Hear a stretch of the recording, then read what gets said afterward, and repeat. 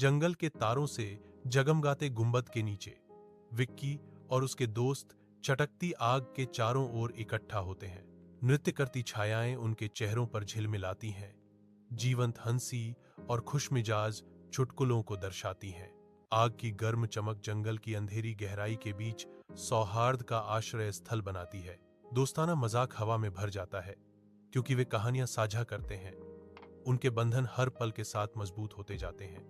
इस जीवंत दृश्य में जंगल उनकी खुशी के उत्सव की आवाज से गूंजता है। तंबू के अंदर विक्की गहरी नींद में सोता है। रात की शांति में उसके चारों ओर एक शांत चमक है। अचानक उसकी आंखें खुल जाती हैं।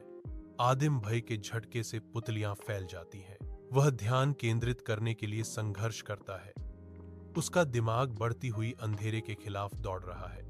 एक भारी वजन उसकी छाती पर उतरता है, उसकी सांस चुराता है और उसे नीचे गिरा देता है।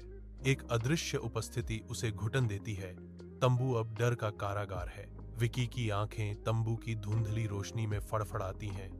उसकी निगाह में एक उभरती हुई जागरूकता आ रही है। एक आकृति ऊपर मंडराती है। एक महिला जो एक जीवंत लाल साड़ी में लिपटी हुई है।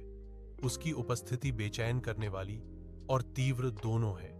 भय छा जाता है क्योंकि वह उसके चेहरे पर ध्यान केंद्रित करता है, जो अब भद्दा रूप से करीब है, भयानक विवरणों का खुलासा करता है। एक आंख खतरनाक ढंग से लटकी हुई है, एक भयानक तमाशा, जबकि दूसरी बेतहाशा घूमती है, परेशान करने वाली और अराजक। विचित्र आकृति उसके दृष्टि पर हावी होने से विक्की दहशत में आ जाता है। तंबू के अंदर एक जीवित दुःस्वप्न। तंबू के अंदर धुंधली रोशनी में परछायां नाचती हैं, जो एक मूक आतंक को छुपाती हैं। एक महिला फुसफुसाती है। उसकी आवाज अंधेरे में एक ठंडी सहलाहट है। उसके शब्द हवा में लटके हुए हैं, खतरे से भरे हुए। 3 चले गए, 3 और जाने हैं। विक्की के मुंह से खून रिसता है। एक लाल गवाही उस आतंक की जिसे वह व्यक्त नहीं कर सकता। वह लकवाग्रस्त है। एक मूक चीख अंदर फंसी हुई है क्योंकि परछाइयां करीब आ रही हैं। दूसरा तंबू शांत है। रात की ठंडक कैनवास से रिस रही है। एक भारी बेचैन चुप्पी तंबू को भर देती है, जो केवल रात की दूर की आवाजों से टूटती है। बाहर से आर्या की आवाज शांति को चीरती है। कोई मेरा नाम क्यों ले रहा है? उसका सवाल हवा में लटका हुआ है, अनुत्तरित, क्योंकि तंबू अंधेरे में डूबा हुआ है। आर्या तंबू से बाहर निकलती है। जंगल की रात उसके चारों ओर मंडरा रही है। आर्या के चेहरे पर दहशत छा जाती है जब वह नेहा को अपने सामने खड़ी देखती है। नेहा के पैर गलत दिशा में मुड़ गए। उसकी गर्दन भद्दी तरह से मुड़ी हुई थी। नेहा की आवाज, अंधेरे में एक ठंडी फुसफुसाहट। अब हम यहां रहते हैं।